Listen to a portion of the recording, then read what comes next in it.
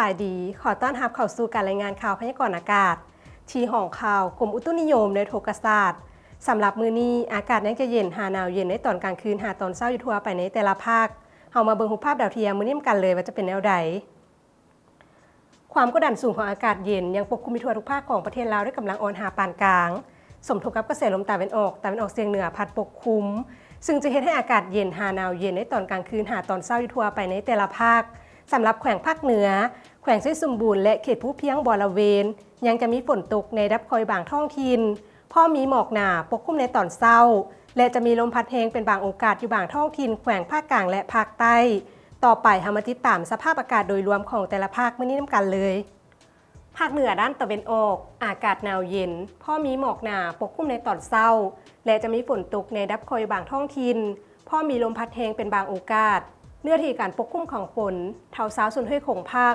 อุณหภูมิในระหว่าง9-25องศาภาคเหนือด้านตะวันตกอากาศเย็นหาหนาวเย็นพอมีหมอกบางปกคลุมทั่วไปและจะมีฝนตกในรับคอยบางท้องถิ่นพอมีลมพัดแรงเป็นบางโอกาสเนื้อที่การปกคลุมของฝนเท่า10ส่วนห้วยโขงภาคอุณหภูมิในระหว่าง14-32องศาที่นครหลวงเวียงจันทร์อากาศเย็นในตอนกลางคืนหาตอนเช้าพอมีหมอกบางปกคลุมทั่วไปและจะมีลมพัดแรงอยู่เกือบทั่วไปอุณหภูมิในระหว่าง19-32องศาภาคกลางอากาศเย็นหาหนาวเย็นในตอนกลางคืนหาตอนเช้าพอมีหมอกบางปกคลุมทั่วไปและจะมีลมพัดแรงอยู่เกือบทั่วไปอุณหภูมิในระหว่าง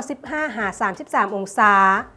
สำหรับแขวงไส้สมบูรณ์อากาศหนาวเย็นพอมีหมอกหนาปกคลุมในตอนเช้า